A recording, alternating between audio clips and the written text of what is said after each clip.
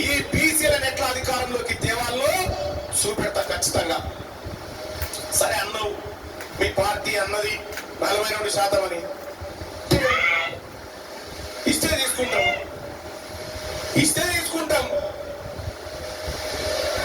ఇయ్యకపోతే గుంజుకుంటాం, అంతే. ఇయ్యకపోతే గుంజుకుంటాం, ఇస్తే తీసుకుంటాం, ఇయ్యకపోతే గుంజుకుంటాం. ఇదే మా నినాదం. నువ్వు 42% బీసీలకు టికెట్లు ఇస్తా, నేను కూడా ఇస్తాను. పొద్దుగాల ఓసీలకు టికెట్లు ఇస్తా, చార్మినార్ టికెట్ వాళ్ళకే.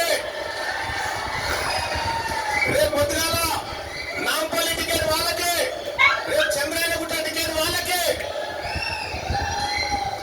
అన్ని ఇస్తాం వాళ్ళకు కూడా. ఎందుకు మమ్మల్ని బీసీలను పిచ్చగాలుగా చేసి మీ భవన్ల చుట్టూ అడుక్క తినేటట్టు చేసి ఇలా ఎన్టీఆర్ భవన్ ఓ దిక్కు, టిఆర్ఎస్ భవన్ ఓ దిక్కు, గాంధీ భవన్ ఓ దిక్కు, బీజేపీ భవన్ ఓ దిక్కు, ఈ అన్ని భవన్లు విలీనం చేస్తాయన్నాడు అన్నాడు. అన్ని భవన్లు అమ్ముతా, ఈ భవన్లన్నీ అమ్మి పేదల సర్కారు రావకాలు కల్పిస్తా. ఎందుకు చెప్తున్నంటే ఈ భవన్లలో సెల్లు తయారు చేసి అలా బీసీ సెల్లు, అలా ఎస్సీ సెల్లు, అలా ఎస్టీ సెల్లు, అలా మహిళా సెల్లు ఉన్నారా? కాంగ్రెస్ పార్టీలో ఓసీ సెల్ ఉందా? ఉందా? నీ సెల్ ఎన్నుకోలేదు. రేపటి బీసీ పార్టీలో ఓసీ సెల్ కూడా ఉంటది, ఓసీ సెల్ కూడా ఉంటది. మీరు మా జాతులను ఎన్ని రకాలుగా అవమానాలు గురి చేసారో బదలాలేంగే పక్కా తీర్చుకుంటాం.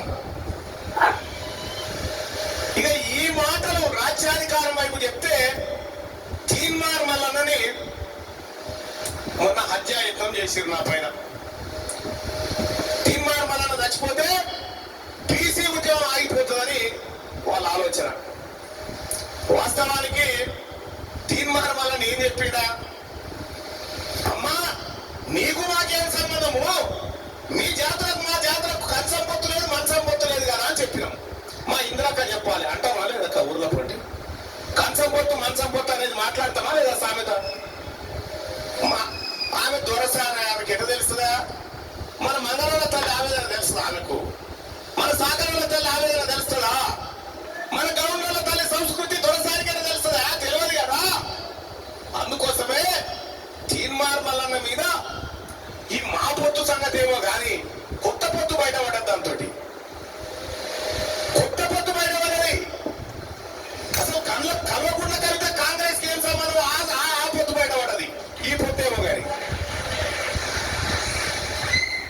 ఆ పొత్తుల మీరుండి నేనేమన్నా పోనీ కంచం పొత్తున్నదా, మీకు మాకు మంచం పొత్తున్నదా, బియ్యం పొత్తున్నదా అనేది మాట.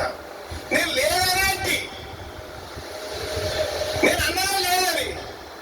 మరి ఉంది కావాలని మీరంటే మేము ఏం చేయాలి? మేము ఎట్లా పెట్టేటోళ్ళమేనా?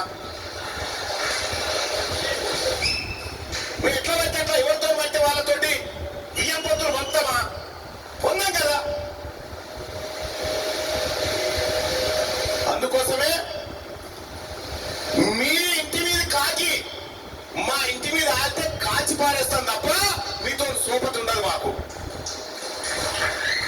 మీరు